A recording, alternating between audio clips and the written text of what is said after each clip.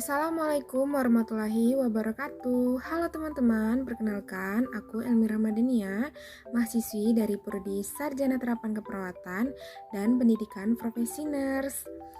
Di sini aku akan membahas tentang konsep teori isolasi sosial keperawatan jiwa.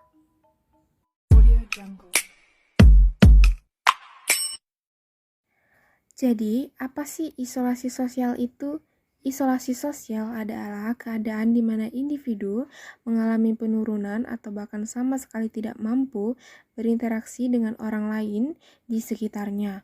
Klien mungkin merasa ditolak, tidak diterima, kesepian, dan tidak mampu membina hubungan yang berarti dengan orang lain. Isolasi sosial juga merupakan kesepian yang dialami individu dan dirasakan saat didorong oleh keberadaan orang lain sebagai pernyataan negatif atau mengancam. Selanjutnya ada penyebab terjadinya isolasi sosial. Penyebab terjadinya isolasi sosial ini ada faktor predisposisi.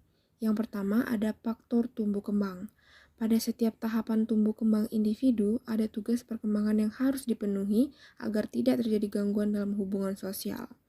Yang kedua, ada faktor komunikasi dalam keluarga.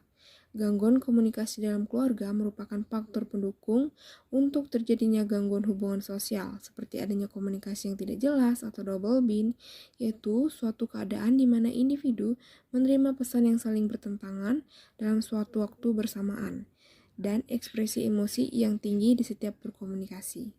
Yang ketiga ada faktor sosial. Budaya isolasi sosial atau mengasingkan diri dari lingkungan sosial merupakan suatu faktor pendukung terjadinya gangguan dalam hubungan sosial. Hal ini disebabkan oleh norma-norma yang salah dianut oleh keluarga, di mana setiap anggota keluarga yang tidak produktif seperti lanjut usia dan berpenyakit kronis akan diasingkan dari lingkungan sosial. Yang keempat ada faktor biologis. Faktor biologis juga merupakan salah satu faktor pendukung yang menyebabkan terjadinya gangguan dalam hubungan sosial. Organ tubuh yang jelas mempengaruhi adalah otak. Klien yang mengalami gangguan jiwa memiliki ciri-ciri biologis yang khas, terutama susunan dan struktur syaraf pusat. Biasanya, klien dengan skizofrenia mengalami pembesaran vertikal ketiga sebelah kiri.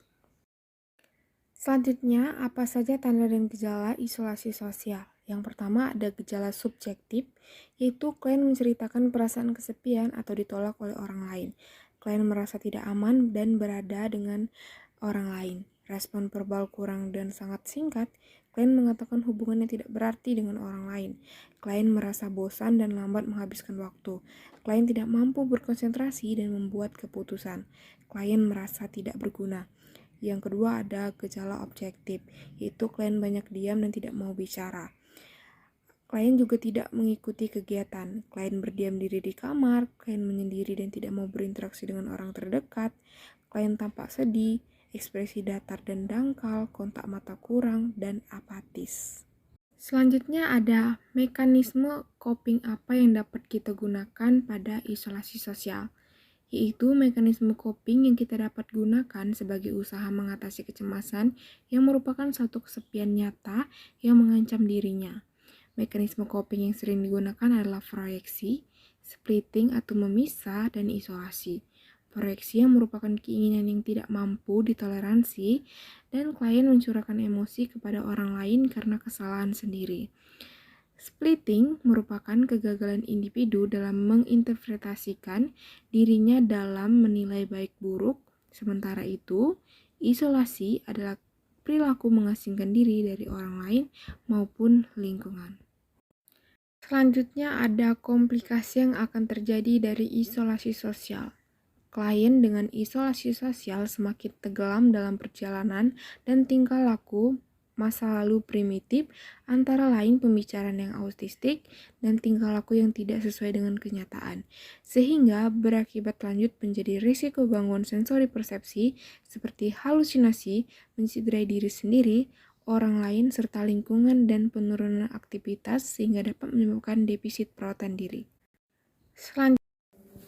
Selanjutnya ada penata laksanaan. Penata laksanaan yang dapat diberikan kepada klien dengan isolasi sosial antara lain pendekatan farmakologi, psikososial, terapi aktivitas, terapi okupasi, rehabilitas, dan program intervensi keluarga.